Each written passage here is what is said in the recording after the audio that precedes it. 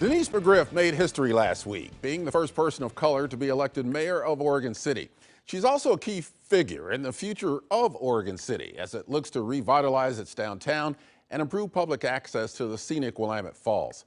Mayor-elect McGriff, thank you for being on Eye on Northwest Politics. Thank you, Ken. Thank you for the opportunity to talk to your viewers. First of all, congratulations on your win.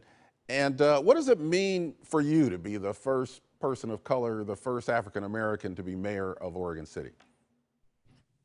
Well, I think the significance hasn't been lost on me, but I feel that this community is in a period of transition. We have a great deal of diversity in Oregon City, and I think it's just a sign of the times that, as being a person of color, that I'm very qualified to do this job. I'm a community member.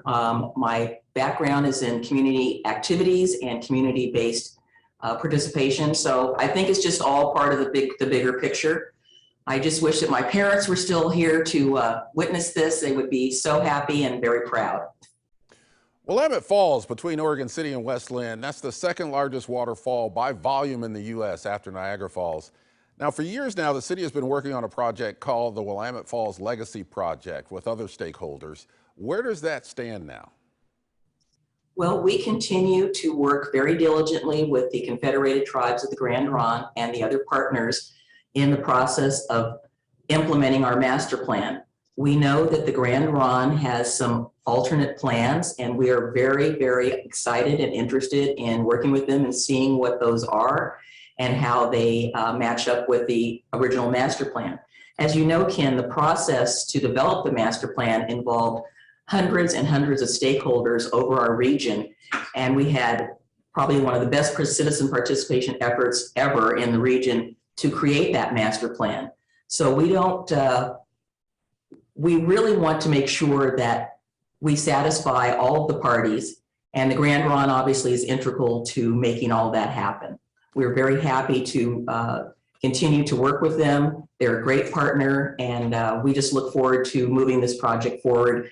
And our commuters and our participants and the citizens of Oregon City are still very engaged and excited about it.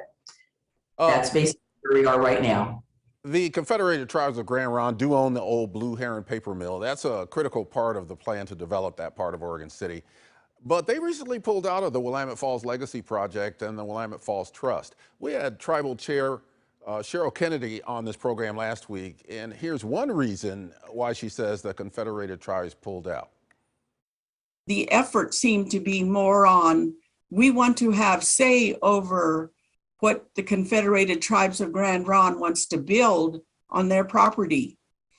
And that is something that we weren't really agreeable to. Well, is there any way that Oregon City, Clackamas County, Metro, and the Grand Ronde, as well as the other stakeholders, can get back on the same page when it comes to this development? Well, Ken, let me clarify a couple of things. So there are two components to the Legacy Project. There is the public easement where the Riverwalk will go, and then there's the private property.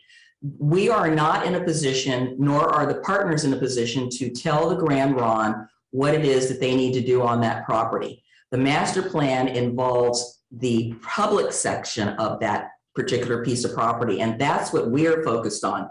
The Grand Ronde has some great proposals and development plans, and we will work with them and support them in their efforts to redevelop their property, which is on the private side.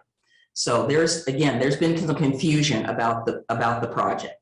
We're very invested in the public side of that.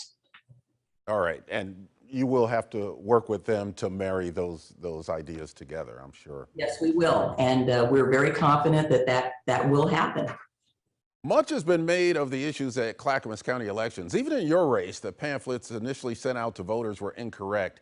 And this came after the barcode fiasco in May that cost taxpayers more than $500,000 to fix. How concerned are you about problems at Clackamas County elections, especially since you will be running for this position again in November? Well, Ken, I can't deny that it hasn't crossed my mind. I do have concerns. I believe that there are programs and processes that may be or may not have been implemented through the clerk's office. And I am really hoping that we don't have any snafus in the November election. This is a much bigger race in terms of, we've got the governor, we've got state representatives, we've got Congress people. So there is a bigger stake in this particular election going smoothly. I know that Chair Smith has implemented some new processes. She's purchased through the commission some new voting machines and that sort of thing. So I am confident that with the guidance of the Clackamas County commissioners, that we can get through this. What other major initiatives would you like to shepherd in Oregon City? What else is on the table out there? Well, the commission, as you know, has 8 goals that we have been working on since 2021. We've been successful in completing about a third of the list. They're not in any order of priority, but I do want you to know that one of the things that we are working on is, well, actually 2 initiatives. If you talk about the Oregon City having 2 ends like a dumbbell. So we have the Rossman's landfill. We are participating with the Clackamas County to basically help the proposed property owner apply for try to get it to become a green field. It's a brownfield now, and we're working on some grants with them. On the other end, we've got the Clackamas County Courthouse, and we've just begun conversations with Clackamas County to talk about what will happen with that.